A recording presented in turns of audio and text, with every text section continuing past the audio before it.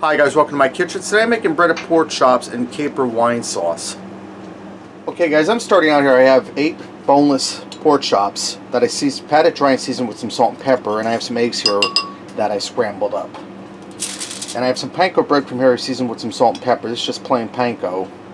And what panko is, it's Japanese breadcrumb. I'm going to go ahead and coat my pork chops, and I'm going to fry them in my oil here. I have a skillet here with probably about a cup of oil, enough to cover the pork chops on one side. I'm going to go ahead and coat these and fry them about 4 minutes on each side so they're nice and golden brown and are cooked through.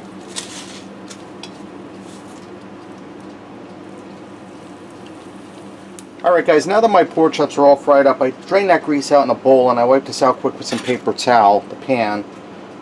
I'm going to put about 2.5 tablespoons of butter in here, and I'm going to allow that to melt down. I turn my heat off on the pan for now because it's smoking hot, guys. And I keep my butter frozen because I don't use it quick enough, and that way there it stays fresh for me.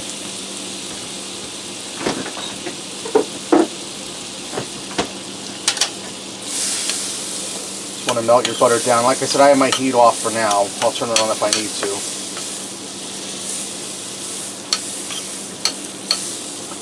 Turn my heat on now to medium. And I have some capers here. Now if you're unfamiliar with what capers are, they're the little cactus flower. They're a little salty, but they're really delicious. I'm going to put in about a teaspoon, and I'm using the handle of my teaspoon because I'd never be able to fit my teaspoon down in there. You just want to stir them around in your butter for a minute. I'm going to turn my heat down on low, guys. We don't want to scorch the butter too much. Alright, I'm going to add a little flour to this. We're going to make a roux.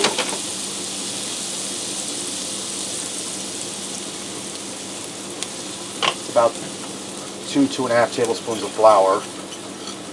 And you just want to stir that around. I'm turning my heat down real low, guys, because we don't want to burn nothing. And guys, you should smell the scent that these capers are giving off in this butter. And you just want to fry this for a minute, guys, to get the flour taste out of your flour.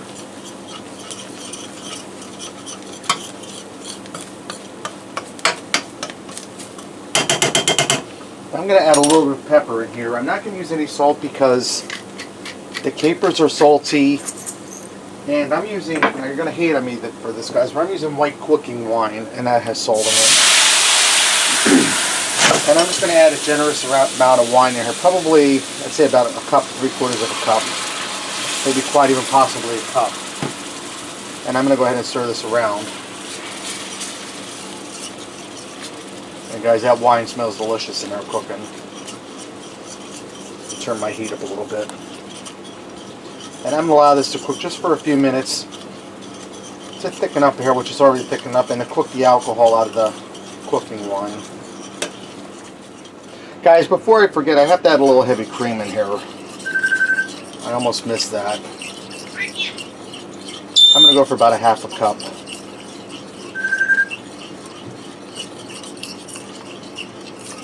Okay guys, I'm going to allow this to come up to temperature because this heavy cream is cool.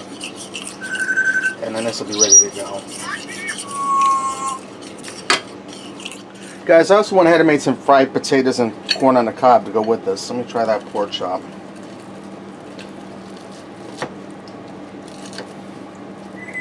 As you can see, my chop is cooked through.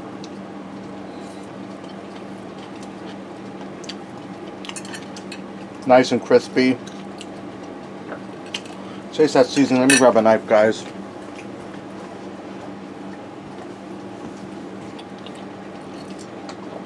Taste the salt and pepper I put in a breadcrumb in on the chops.